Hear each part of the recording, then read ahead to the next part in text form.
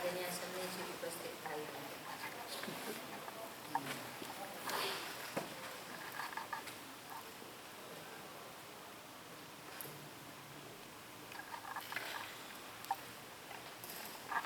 दो प्रोग्राम पूरे हुए, अब फाइनल प्रोग्राम।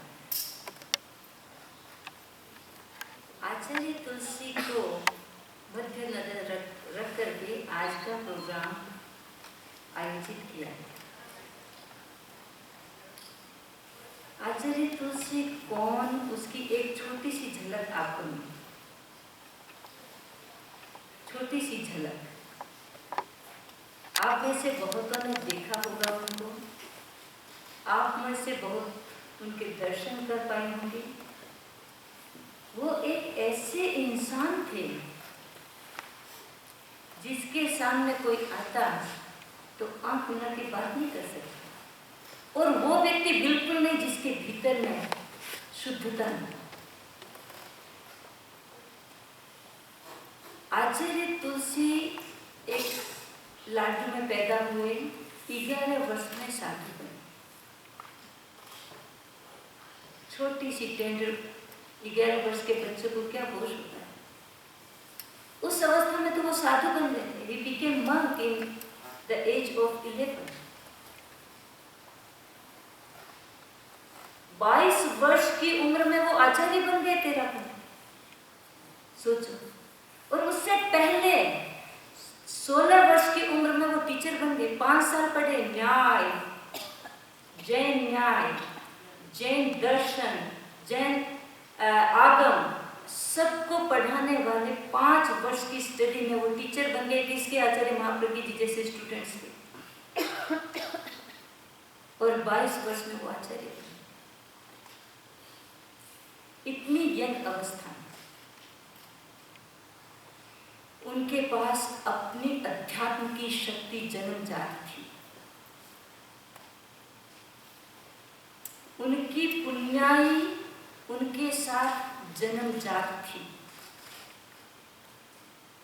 और दूसरा उपकार कर दिया विरोधी लोगों ने। उनको जो पॉपुलर किया,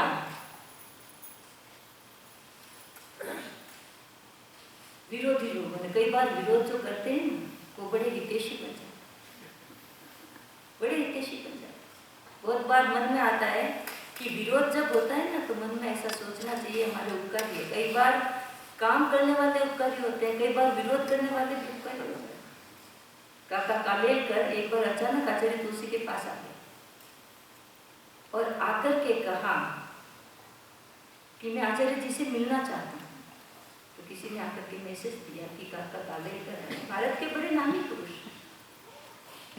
तो आचार्य जी को आश्चर्य हुआ कि न कोई मैसेज, न कोई इंफॉर्मेशन, और इतना बड़ा इंसान कैसे आ गया।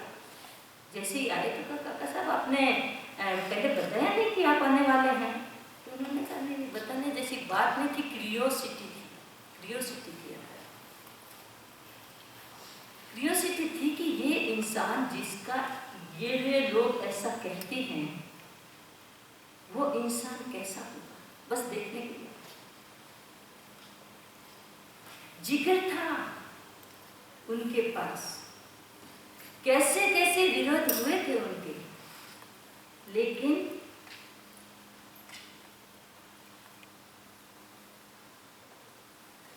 तेरासी वर्ष तक, 11 वर्ष से 83 वर्ष तक उन्होंने जो तप तपा, उन्होंने अपने जीवन में जो काम किया भारत में, वो काम वो ही इंसान कर सकता था। उस जमाने में जब हिंदी का विरोध होता था साउथ इंडिया में, चेन्नई में विशेषकर, उस समय आचार्य श्री चेन्नई में लोग पब्लिक में बोलना था और यूनिवर्सिटी में बोलना था, और बहुत विरोध था उस हिंदी नहीं। आचार्य तुलसी ने कहा मैं बोलूंगा। लोगों ने कहा गुरुदेव हो सकता है कोई दंगा खड़ा हो जाए। कोई बात। चिदम्बरम उनका प्रवचन है। हिंदी में, और लोगों ने बैठे, सब पूरी सभा जुड़ी व्यवस्थित, एकदम विद्वान लोग सब बैठे थे, नेता लोग बैठे थे। जो अपने अभी कौन है, वो कौन थे अभी लास्ट, कौन थे फाइनेंस मिनिस्टर, पी चिदम्बरम। ये जो आपने सिक्के देखे ना, वो जब आए थे गंगा शहर में लोकार्पण के लिए, तो ये घटना याद थी उनको। उस समय आचार्य जी ने एक बात कही खाली, तमिल में, तमिल तेरियान, ऐसा कुछ तेरियान, ऐसा कुछ बोलते हैं, तेरियान, वो अशोक जानता। मैं तमिल नहीं जानता, वरना मैं तमिल में बोलता। एक ही बात कही, और तालियां बजी इतनी, तब कहा कि हम सुनेंगे, और घंटों तक वहां बैठ कर आचार्य तुलसी ने हिंदी में प्रवचन दिया और लोगों ने सुना। नहीं तो लोग अपनी अपनी लैंग्वेज में, और उस जमाने के जो लोग हैं वो जानते हैं, लाठन तो नहीं जानता। ऐसे जिगर वाले थे, उनका व्यवहार ऐसा था कि विरोधी लोग भी अनुकूल बन जाते। दूसरी घटना उनके जीवन की, जैन धर्म में दीक्षा बच्चों को भी देते हैं, और जैन धर्म की दीक्षा आपको पता ही है, आप में से मोस्ट ऑफ लोग जैन हैं। कैसी होती है जैन दीक्षा? जयपुर में दीक्षा होनी थी, उसमें यंग बच्चे बच्चियां थे, और आज भी आप आचार्य महाशय जी के पास जाओ, आपको बच्चे दिखेंगे साथ। 9 वर्ष का बच्चा, 10 वर्ष का बच्चा, 11 वर्ष का बच्चा, 12 वर्ष का बच्चा, 15 वर्ष का युवा, 16 वर्ष का टीनेजर, 20 वर्ष का युवा, 20-25 दिखेंगे आपको, 50 दिखेंगे आपको, और सब खुश। अपने जो पहले राष्ट्रपति थे अब्दुल कलाम, वो एक बार आचार्य महाप्रभु जी के पास बहुत बार आए, बट एक बार की घटना, जो पहली बार आए थे, उन्होंने देखा यंग साधु सब इतने खुश खुश खुश खुश, तो उन सबको गले लगा करके कहा कि आप लोगों का राज क्या है इतना खुश रहने का? क्योंकि जैन साधु तो पता है कि कैसे होते हैं, कितनी हार्ड दिनचर्या होती है उनकी। तो कहा ये गुरु जी, वो इतनी इम्प्रेस हुए कि गुरु कैसे बच्चों को पैदा नहीं करता, पर बच्चों को कैसे रखते हैं। यंग साधु, यंग बच्चों को दीक्षा होनी थी जयपुर में, और लोगों ने, क्योंकि विरोधी लोग होते हैं ना, अच्छे लोग होते हैं, उन्होंने पैम्पलेट छपा करके रोड पे लगवा दिए, न्यूज़पेपर में निकलवा दिए। आचार्य श्री विहार करके आ रहे थे, आचार्य श्री ने कहा बहुत भला किया, आज इतनी गर्मी थी, ये पैम्पलेट यदि रोड पे नहीं होते तो पांव चलते थे, बिना चप्पल के चलते हैं। जैसे गर्मी का जेठ आषाढ़ का महीना आप देखो, तपता है, आप पांव नहीं रख सकते एक, उसमें वो विहार करते हैं। उस समय आचार्य जी ने कहा कितना आशीर्वाद दिया उनको, कि कितने हमारे अनुकूल हैं, जिन्होंने ये रोड पे पैम्पलेट लगाए, तो हमारे कम से कम थोड़ी गर्मी कम आई।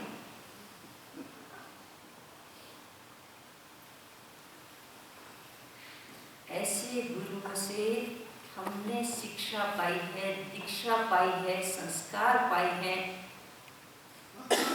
उन गुरुओं का आशीर्वाद है कि आज हम हैं, इस जीवन में हैं, हम गुट्टी पाई है उनसे। 3 आचार्यों का संचन मिला हुआ है। हम अपने आप को सौभाग्यशाली मानते हैं कि आचार्य तुलसी जैसे महान आचार्यों के टाइम में हम पैदा हुए। जब हम बचपन में थे, गांव में खेलते थे, उस समय आचार्य श्री हमारे उधर की तरफ आए, तो हमको कन्या मंडल से जाना था, बच्चों को ले जाना था। तो मैंने माँ से पूछा कि माँ, इतने साधु होंगे तो हम कैसे पहचानेंगे कि आचार्य श्री कौन है? तो माँ ने बताया कि ऐसे हैं, क्योंकि माँ तैयार जाती थी उनके पास। और जब हम गए तो देखा तो इतनी बड़ी बड़ी सुंदर सी आंखें, इतना देखते ही मोहित हो जाता है इंसान। देखते कि ये गुरु समर्पित हो जाते हैं। ये ऐसे गुरु, कई बार यहाँ के लोग जाते हैं, अच्छे से लैंग्वेज नहीं समझते, इंग्लिश लैंग्वेज नहीं समझते थे, फिर भी घंटों घंटों बैठ करके बातें कर लेते थे। एक बार एक कैनेडियन प्रोफेसर वहां पर जैन भारती में थी, तो वो आचार्य के पास आधे घंटे बैठ के आते हमेशा। अच्छे से उसको ऐसे पूछते, कुछ भी पूछते, वो हंसती, जो भी।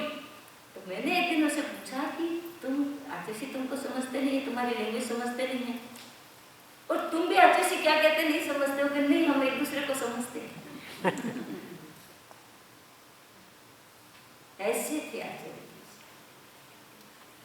उनकी अध्यात्म की शक्ति गजब की थी, गजब की। ऐसा छोटा सा कद था, लंबे लंबे जोड़े ऐसे नहीं थे, कद छोटा था, लेकिन उस छोटे से कद में अनंत शक्ति थी। वो शक्ति आती कहाँ से? अपन तो लोग कहते हैं ये टैबलेट ले लो, ये टैबलेट ले लो, ये कर लो, वो कर लो, राइट? ताकत आएगी। ताकत जितनी अध्यात्म में होती है उतनी बाहरी चीजों में नहीं होती। विटामिन ये वो अच्छा है, हेल्दी रहने के लिए अच्छी है, बट अध्यात्म की शक्ति होती है, वो इंसान को जीवित रखती है, वो इंसान को चमकती रखती है, वो इंसान को तेजस्वी बनाती है। अध्यात्म की शक्ति नहीं है तो दिया कितना ही जलाते जाओ, तेल डालते जाओ, बुझ ही जाए। और अध्यात्म की शक्ति है तो जीवन ज्योतिर्मय हो जाता है। ऐसे आचार्य की शताब्दी मनाई। अभी शताब्दी का जो रियल डेट थी वो डेट तो हो गई, बट 2013 से 40, और उनकी शताब्दी तो मनती रहनी चाहिए। ऐसे लोग, ऐसे गुरुओं की, और ऐसे इंसान, वो कहते थे मैं इंसान हूँ, गुरु मैं चौथे नंबर पर, मैं इंसान हूँ। क्योंकि इंसान बने बिना इंसान की पीड़ा को समझा नहीं जा सकता। भारत में अस्पृश्यता कितनी थी, अनटचेबिलिटी। हम छोटे थे उस समय, जब ये एक मूवमेंट चला कि कोई अस्पृश्य नहीं है। आचार्य श्री, हमारे गांव की एक हरिजन महिला ने वर्षित किया, आचार्य श्री ने पहली बार एक हरिजन से दान लिया। उन्होंने कहा जिसका खान पान शुद्ध है, जिसका विचार शुद्ध हो, जिसकी श्रद्धा शुद्ध हो, और हजारों हजारों हरिजनों ने आचार्य श्री के सामने कितना कितना ज्ञान दिया। जब भी काम करते हम देखते, छोटे महिलाएं जाती, उनके घरों में अठाइयाँ होती, तो क्योंकि वो भी इंसान है, साधु साधु की संगत से अठाइयाँ करती थी, तपस्या करती थी, तो गीत गाने जाते, तो गीत में फिर बांटते हैं, कुछ न कुछ देते हैं। इंडिया में एक ऐसा रिवाज है, तो वो लेके आते।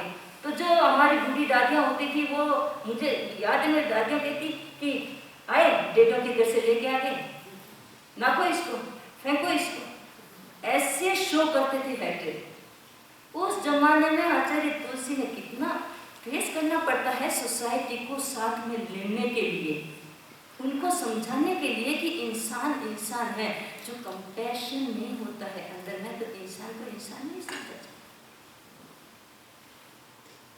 उन्होंने हर किस्म के इंसान से बात की, हर किस्म के इंसान से मिले, हर किस्म के इंसान को अपने पास आने के लिए इजाजत दी।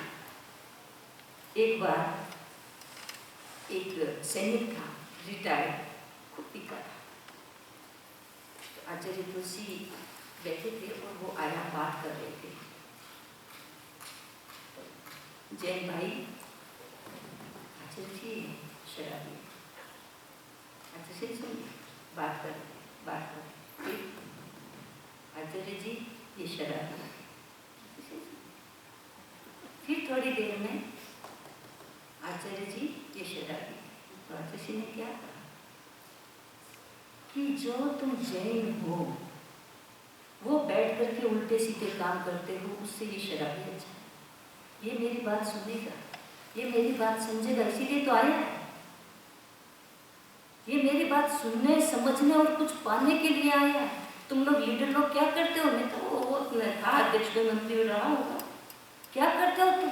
तुम्हारे जीवन से तो इसका जीवन अच्छा है कि ये पाने की कोशिश है, ये सुधरने की कोशिश है।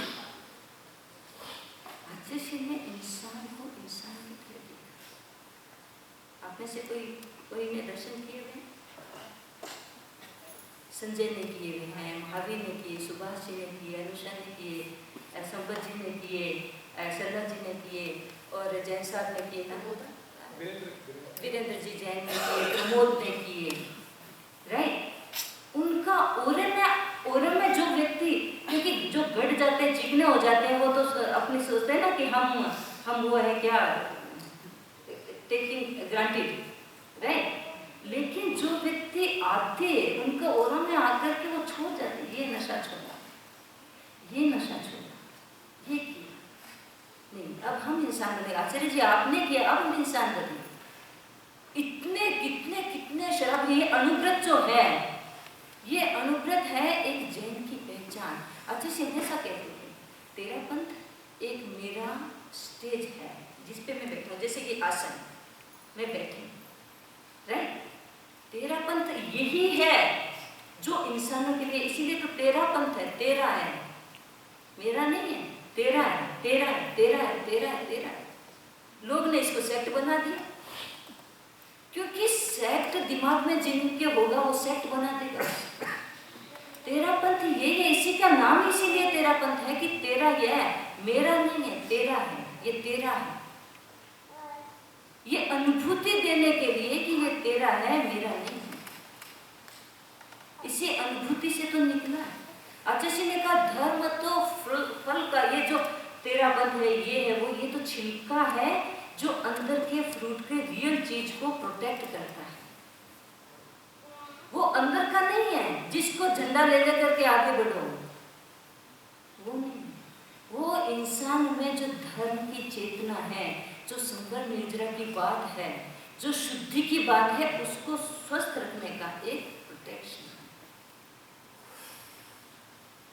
उससे ज्यादा नहीं। जयपुर में सम्मेलन हो रहा था, इंटरफेथ के सभी लोग थे, आचार्य जी ऊपर बैठे थे, क्योंकि ये एक है कि एक धर्म गुरु ऊपर बैठते हैं। धर्म गुरु का अपना एक प्रोटोकॉल होता है, वो समाज क्रिएट करता है। धर्म गुरु को जरूरत नहीं है, वो तो ऊपर बैठे, ऊपर वो बैठे जो कमजोर होते हैं तो ऊपर बैठे, पर एक समाज ने प्रोटोकॉल बनाया हुआ होता है कि हमारे धर्म गुरु ऊपर बैठे और बहुत सारे जो धर्म के लीडर थे वो नीचे बैठे थे। ऐसे आचार्य अपना प्रवचन देते देते उतर के पाठ से नीचे आके बैठे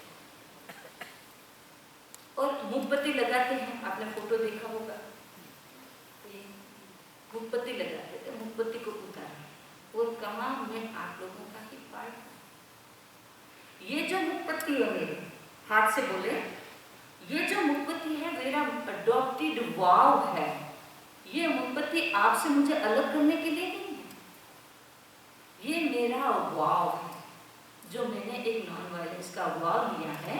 उसके कुछ रूल हैं जिनको मैं फॉलो करता हूँ पर्सनल लाइफ में।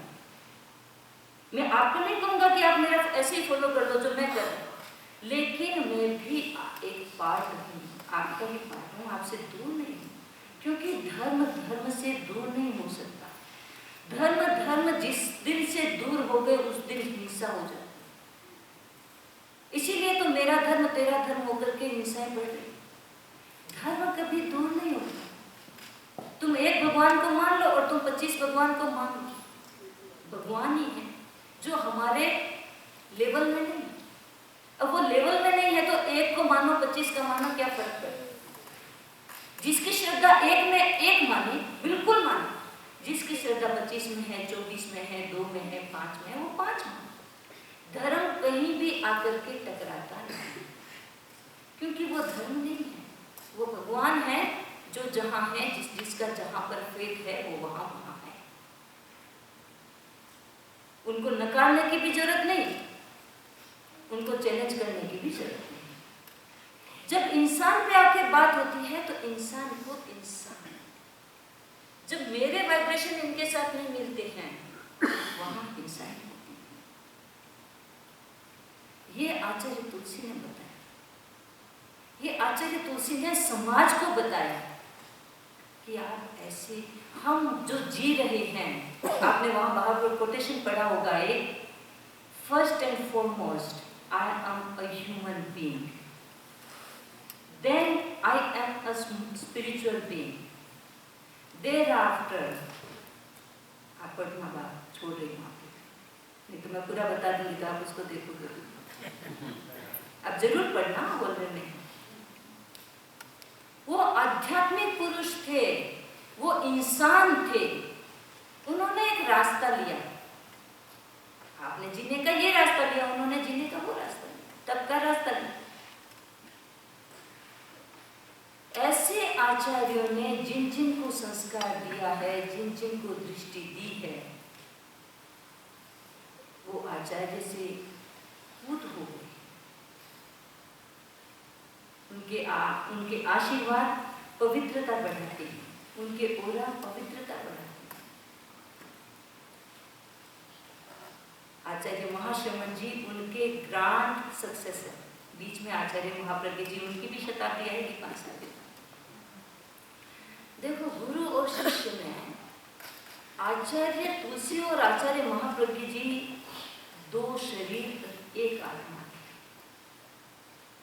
आप लोगों ने यदि उनका डे टू डे का बिहेवियर देखा हो, इंटरेक्शन देखा हो, उनके भाव देखे हों एक दूसरे के लिए, हम डिफ्रेंशिएट नहीं कर सकते कि आचार्य महाप्रज्ञ जी इतने बड़े फिलॉसफर, इतने बड़े राइटर, इतने बड़े थिंकर भारत के, जिनके लिए अब्दुल कलाम की मित्रता खींचती चली आई। कितने बड़े साइंटिस्ट है अब्दुल कलाम। ऐसे महाप्रज्ञ जी आचार्य तुलसी के प्रति बच्चे की तरह सरेंडर थे, और दोनों की उम्र में ज्यादा गैप नहीं था, 5 साल। वो टीचर थे और वो शिष्य थे। 16 वर्ष के टीचर और 10 वर्ष के आचार्य महाप्रज्ञ जी ने 10 वर्ष में दीक्षा ली, तो 10 वर्ष के शिष्य और 16 वर्ष के टीचर। इमेजिन कर सकते, जो स्कूल नहीं गए आचार्य तुलसी जी, स्कूल की पढ़ाइयाँ ज्यादा नहीं की उन्होंने, भी एक दिन कोई 1 साल गए होंगे तो गए होंगे, राइट। जब दीक्षा का मन बनाया उन्होंने, तो उनके भाई मना कर रहे थे, नहीं करना, ये नहीं करना, वो नहीं करना, सब ने करना। तो एक दिन साथियों के साथ वहाँ जाकर के ठिकाने में और प्रवचन में कहते हैं, महाराज मुझे त्याग करो, शादी और बिजनेस करने का त्याग है। छोटा सा 11 साल का बच्चा पब्लिक। अब माँ बाप क्या बोले? ऐसे विचार वाले गुरु जिन्होंने आचार्य महाप्रज्ञ जैसा अपना सक्सेसर सामने दिया, लोगों के सामने प्रस्तुत किया, और उससे बड़ा एक जो अमेजिंग काम उन्होंने किया, खूब काम किया। भारत का कोना कोना आज भी उनके जमाने का है तो बोलता है। बाद वाले आचार्य को शायद थोड़ा कम जानेगा। उन्होंने भारत की एक आसाम और इधर सिक्किम और नागालैंड की तरफ छोड़ दो, भारत की यात्रा की, लंबे लंबे बिहार, कितने माइल, 20 माइल, 22 माइल वो इससे पैदल चलते थे एट ए टाइम। पूरे भारत को पवित्र किया, जगाया लोगों को, अरे तुम नैतिक बनो। भारत, अभी मैंने जो स्टोरी बताई आपको, पंडित नेहरू के पास गए ना वो, तो नेहरू जी ने सोचा होगा, नेहरू जी को किसी ने बताया कि आपको आचार्य तुलसी से जरूर मिलना चाहिए। तो उन्होंने सोचा कोई होगा, अच्छा ही इंसान होगा तो मेरे पास आया, क्योंकि वो तो थोड़े बड़े सूट बूट वाले इंसान थे, पढ़े लिखे थे, बाहर डिग्रियां प्राप्त की थी उन्होंने। आचार्य तुलसी से मिले तो सोचा कि इनको कोई आश्रम के लिए कोई ऐसी जगह चाहिए या कुछ चाहिए होगा। तो उन्होंने, मैं राष्ट्र को समर्पित होने आया हूँ, मेरी फौज है, इसको आप काम ले सकते। और किसके लिए? कैरेक्टर बिल्डिंग के लिए। उनको चिंता होती थी, अभी देश में उनका क्या, वो अपने फॉलोअर के लिए चिंता करे, लेकिन वो देश के लिए चिंता करते थे कि अभी भी जो नया नेशन बना है हमारा, उसमें यदि मोरल क्या सिचुएशन बन रही है, राइट, यदि मोरालिटी नहीं रही तो वर्ष हो जाएगा ये। आज जो चीजें उन्होंने कितने वर्षों पहले देखी, और लोगों को एक एक को इंस्पायर करते रहे, जीवन में मोरल बनो, मोरालिटी होनी चाहिए, ऑनेस्टी होनी चाहिए, नैतिक बनो। उन्होंने गीत बनाया एक, धार्मिक है पर नहीं कि नैतिक, कैसा ये जीवन है, कैसा ये विस्मय है, नैतिकता से शून्य धर्म का ये कैसा अभिनय है। उन्होंने कह दिया जीवन में नैतिकता नहीं और धर्म धर्म धर्म, तो वो तो अभिनय कर रहे हो, डांसिंग प्लेट ये होता है ना स्टेज, उस पे शराब पीने वाला राम बन रहा है, राइट? तो वैसा अभिनय कर रहे हो तुम्हारे जीवन में नैतिकता नहीं तो तुम धार्मिक ना बनो। ये तो मैं धार्मिक नहीं हूँ, बहुत अच्छा, अप्रिशिएट कर, लेकिन तुम धर्म के ठेकेदार बन रहे हो और जीवन में नैतिकता नहीं है, ऑनेस्टी नहीं है, कुछ मोरल नहीं है, कोई स्ट्रॉन्ग बेस नहीं है। ऐसे लोग ठीक हो जाए, रिक्वेस्ट करते थे कि जीवन सुधारो, जीवन सुधारो, जीवन सुधारो।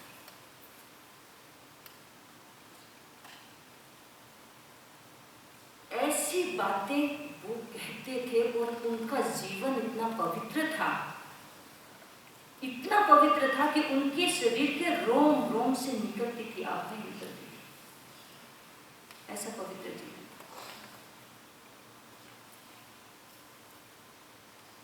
तो ये नैतिकता के लिए कि मैं नैतिक काम करूंगा, देश की चिंता होती थी, कहाँ जाएगा समाज। औरतों की चिंता तो होती थी कि हमारे समाज की महिलाएं जागृत बने, क्या क्या नहीं किया।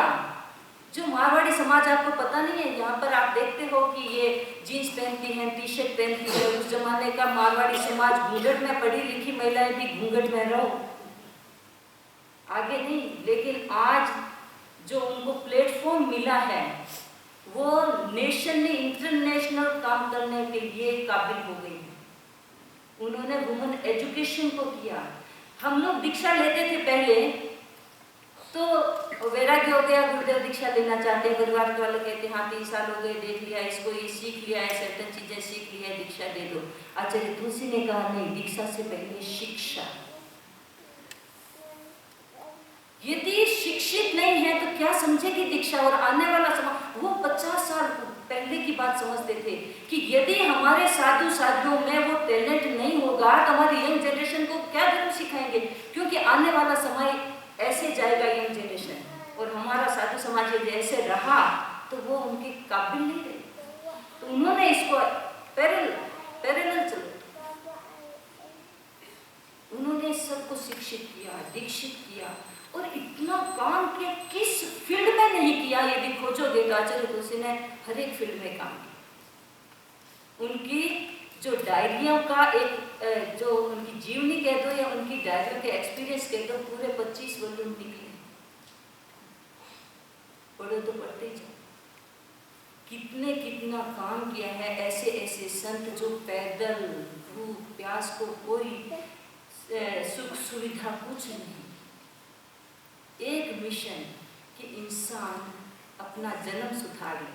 संक्षेप में कहें तो इंसान अच्छे काम करके अपना जन्म सुधार ले। तो अच्छे काम कौन से? भीतर से शुद्ध बनकर, तभी जन्म सुधरता है, बाहर से नहीं सुधरता। उनका एक मकसद था बस। तो उन्होंने आचार्य महाप्रज्ञ जी जैसे अपने सक्सेसर तैयार किए। आचार्य महाप्रज्ञ जी ने कितना काम किया है। तो आचार्य तुलसी आचार्य महाप्रज्ञ जी को अलग करके देखा नहीं जा सकता, नहीं देखा जा सकता। कोई सोचे कि हम खाली आचार्य तुलसी को जानेंगे, आचार्य महाप्रज्ञ जी को बाद में जानेंगे, तो नहीं जान पाओगे। यदि कोई सोचे कि नहीं आचार्य तुलसी को तो ठीक है, हम आचार्य महाप्रज्ञ जी को जानेंगे, तो आप नहीं जान पाओगे। दोनों को जानना पड़ेगा, तब एक कंप्लीट पिक्चर आएगा। और उसके बाद प्रेजेंट आचार्य महाशय जी, जो अभी जितने जैन आचार्य हैं उनमें सबसे यंगेस्ट आचार्य, 50-52 वर्ष की, और निष्प्रिय। अभी अहिंसा यात्रा शुरू हुई है। मैं आप लोगों को, जैन विश्व भारती को, जैन विश्व भारती के बोर्ड को, जैन विश्व भारती की किसी को रिक्वेस्ट करूंगी कि वो अहिंसा यात्रा कर रहे हैं तो यहाँ का डेलीगेशन भी उनके साथ साथ 5 दिन पैदल चलने के लिए जाए अहिंसा यात्रा। ऐसा प्रोग्राम बनाओ। वो जा रहे हैं नेपाल, वो जा रहे हैं भूटान, वो जा रहे हैं भारत के सुदूर प्रांतों में, सिक्किम, नागालैंड, ऐसे दुर्गम। नागालैंड का तो ऐसी कहावत है कि वहां पर लोग, वहां पर मच्छर नहीं मिलेंगे, छिपकलियां नहीं मिलेगी, कुत्ते बिल्ली नहीं मिलेंगे। कहाँ चले जाते हैं? ऐसी संस्कृति में, ऐसे संस्कारों में वो अहिंसा की बात करने के लिए जा रहे हैं, वो सद्भावना की बात करने के लिए जा रहे हैं। वो कहते हैं कि एडिक्शन नहीं होना। 3 सिंपल एम उनकी लाइफ के, कि वो जनमानस में ये चीजें ना हो ताकि विश्व में शांति बनी रहे। इसके लिए वो अहिंसा यात्रा कर रहे हैं। तो आप यहाँ से भी एक अहिंसा यात्रा करके, एक डेलीगेशन फॉर पार्टिसिपेटिंग इन अहिंसा यात्रा, यहाँ से आप जाएं गुरुदेव के पास और 5 दिन विहार करें पैदल उनके साथ, 10 दिन विहार करें पैदल। अरे परिवारों से तो आप मिलते ही रहते हो, बिजनेस के ट्रिप आप करते ही रहते हो। पवित्र हो जाओ इस अहिंसा यात्रा में, आप सहभागी बन करके पवित्र हो जाओ, भीतर से बाहर से, क्योंकि वो एक काफिला निकला है जो सुदूर प्रांतों में पैदल पैदल, आपको पता है काठमांडू जाएंगे, बीच में गाड़ियां आती हैं। आप लोग तो कोई वो एथलेट्स में जाते हो या कहीं जाते हो तो पहले कितने दिन साइकिलिंग की प्रैक्टिस करते हो, कितने दिन करते हो। वो पहाड़ियों पर चढ़ने के लिए प्रैक्टिस नहीं कर रहे हैं, वो तो चढ़ते ही हैं। ऐसे गुरु आचार्य जो जैन धर्म में साधना कर रहे हैं, उनके साथ पार्टिसिपेट, धन्य हो जाओ। तो ऐसे गुरुओं के लिए, और हमें बड़ा आश्चर्य है जो ये अपन के बच्चों ने एक छोटा सा प्रोजेक्ट किया और मेयर ने इसी प्रोजेक्ट को इम्पोर्टेंस दी। आप देखो, ये बाद में, ये तो साथ में बाद में जुड़ा कि भाई आचार्य श्री का, क्योंकि अपने पास था ही नहीं तो वो आ रहे थे तो अपन ने मंगवाया था उनसे। बट एक बच्चों ने जो एक अनुव्रत कॉन्सेप्ट पे जो आर्टिकल लिखे बच्चों ने, और इतने सुंदर तरीके से अपने बच्चे अपने लेवल पे, इतने सुंदर तरीके से, तो एक विचार था कि क्यों नहीं इसको, क्योंकि रिकग्निशन मिले, बच्चों के एफर्ट को रिकग्नाइज करना जरूरी है, क्योंकि ये हमारा फ्यूचर है। और ये फ्यूचर हेल्दी रहा तो दुनिया को चिंता नहीं रहेगी, फ्यूचर हेल्दी नहीं रहा तो दुनिया क्वेश्चन मार्क में। तो छोटा सा एफर्ट था, बच्चों ने किया, ज्ञानशाला के टीचर्स ने किया, ज्ञानशाला के पेरेंट्स, सबसे बच्चा चैलेंज था पेरेंट्स, उन्होंने बच्चों से इंस्पायर कर करके, और कितनी आप उसको देखना जरूर। छोटे छोटे बच्चे ने लिखना नहीं आता तो ड्राइंग किया, ड्राइंग में भी एक मैसेज है आपके लिए। छोटी छोटी बातों से, छोटे छोटे संकल्पों से ऐसे यदि पुश करते रहे तो ये ज्ञानशाला के बच्चे, आज हम एक छोटी टीम देख रहे हैं, हम उसको बड़ी टीम देखना चाहते हैं। और बड़ी टीम खाली भीड़ नहीं, उनकी कैपेसिटी इस स्टेज से आगे आए, रिकग्नाइज को। जब छोटे नए दिए जलते हैं ना, उनमें तेल अच्छे तरह से डालोगे तो प्रकाश ज्यादा है। हमेशा हम ध्यान रखें इस एफर्ट में। काजल ने बहुत अच्छी मेहनत की, इसने पूरी वो मैगजीन के लिए एडिट किया वगैरह, काम अच्छा किया उसने। डिम्पल ने फिर, डिम्पल और जिगर आए, उसने थोड़ा सा उसमें, और उनकी भी स्पेशलाइजेशन है उसमें, तो उन्होंने भी उसमें अपना एफर्ट डाला। फिर हमारा जो प्रिंटर है प्रशांत कोठार, इतने जेनरस है कि हमने एक चीज, प्रशांत भाई एक इसका मॉडल दे देंगे क्या करके दे दिया। फिर प्रशांत भाई ये नहीं, थोड़ा सा इसमें एक लाइन ये ऐड करना, फिर एक दे दी। फिर दूसरी बार का प्रशांत भाई इसको थोड़ा सा ऐसे कर दोगे क्या, ठीक कर, कौन करते हैं। लेकिन उन्होंने जो जो हमने करवाया, प्रशांत भाई ने वैसे वैसे।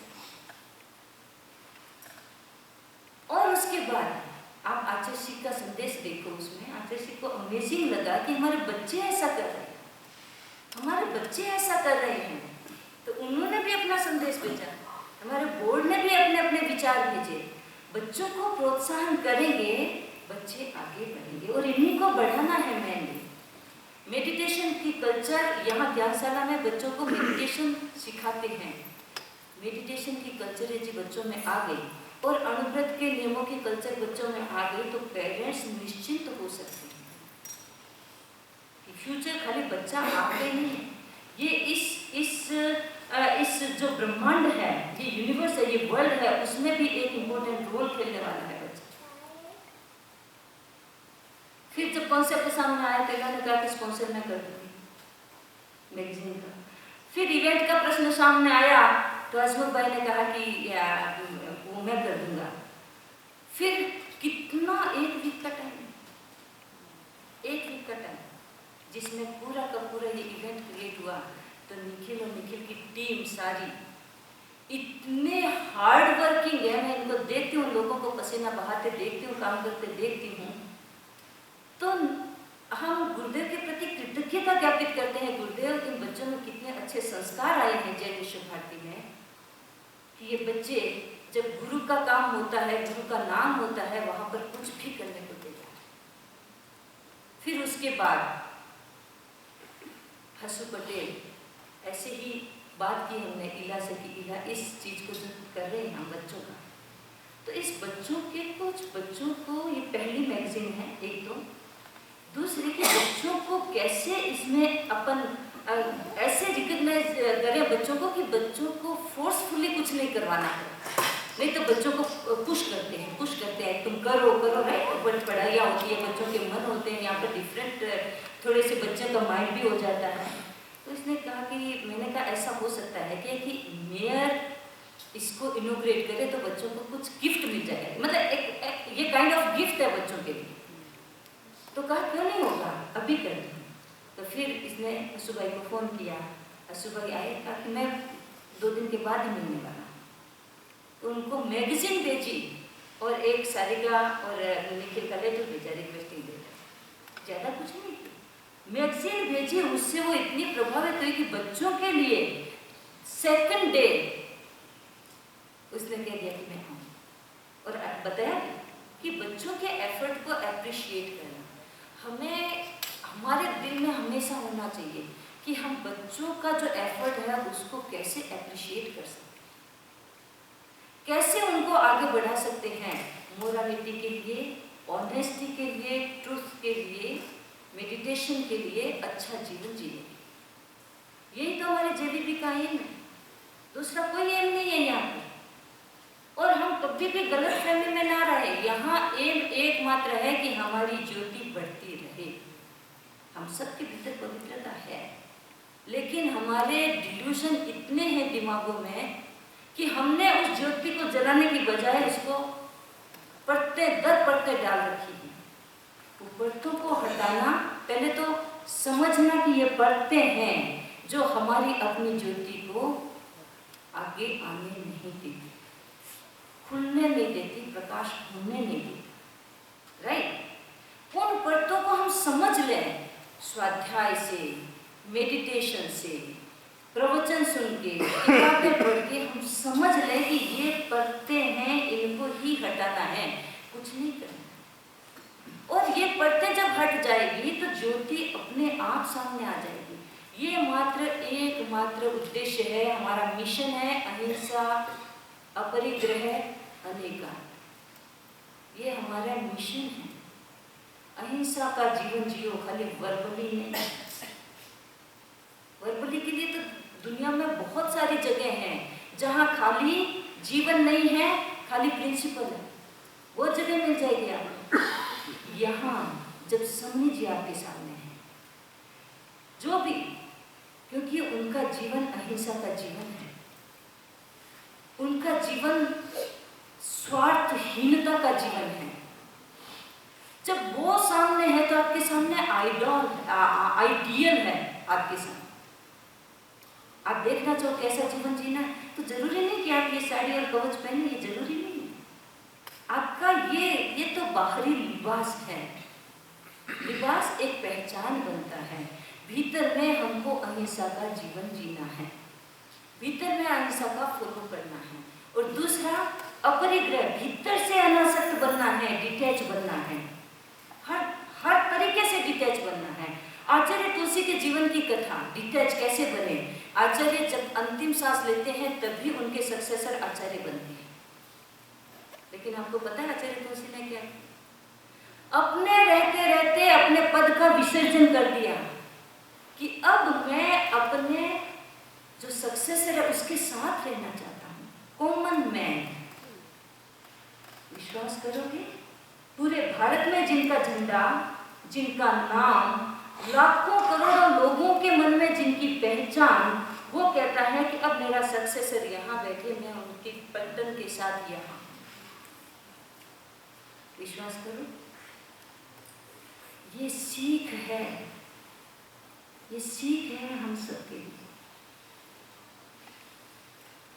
यदि हमने नहीं सीखा तो ये सेंटर, ये अवदान, ये सारे के सारे पुस्तक के साथ ले जाए। हमें सीखना है इस चीज, तभी सब चीजें जीवित रहेगी, तभी अहिंसा जीवित रहेगी, तभी अपरिग्रह जीवित रहेगा।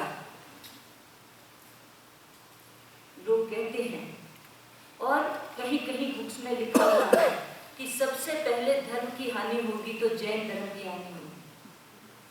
क्यों? क्योंकि जैन धर्म अंदर की पवित्रता पे टिका हुआ है, बाहर की पवित्रता पे नहीं टिका हुआ। बाहर की पवित्रता फिर भी जीवित रह सकती, हम ये कपड़ा पहन करके फिर भी लंबा चल सकते हैं, लेकिन भीतर जैनिज्म है वो लंबा चलना चाहिए, और वो लंबा भीतर की पवित्रता के साथ ही चलेगा। तो हम सब उनके प्रति ऐसे आचार्य जो तप रहे हैं, खप रहे हैं और हमको एक उजाला दे रहे हैं, उन रास्तों पे हम चलें। इसी के लिए वहाँ की जैन विश्व भारती का पार्ट एक ये जैन विश्व भारती है, और जैन विश्व भारती प्रेक्षा मेडिटेशन सेंटर है, उसी के लिए है कि हम आए, अपने को एक्सप्लोर करें, अपनी ताकत को बनाएं, अपनी ताकत को आगे बढ़ाएं। ताकत की आगे बढ़ते ही, उज्ज्वलता आगे बढ़ते ही हमारा अपना कल्याण होना संभव है। तो हम उनके प्रति नतमस्तक हैं, ऐसे गुरुओं के प्रति नतमस्तक हैं। और आप सब आज आए, आकर के बच्चों को प्रोत्साहित किया, सब ने बच्चों की मैगजीन देखी और आपने बच्चों को जो इतना एक एनकरेजमेंट दिया, उसके लिए भी धन्यवाद। तो क्या दें, हम सब एप्रिशिएट करते हैं आपके, और हम एक्नॉलेज करते हैं आप जो इतना टाइम निकाल करके यहाँ आए हैं। तो धन्यवाद तो बहुत छोटी चीज़ हो जाती है, आप लोग आते रहें और बच्चों को एप्रिशिएट करते रहें। इसी बात के साथ मैं अपनी बात संपन्न करती हूँ। ओम आभार।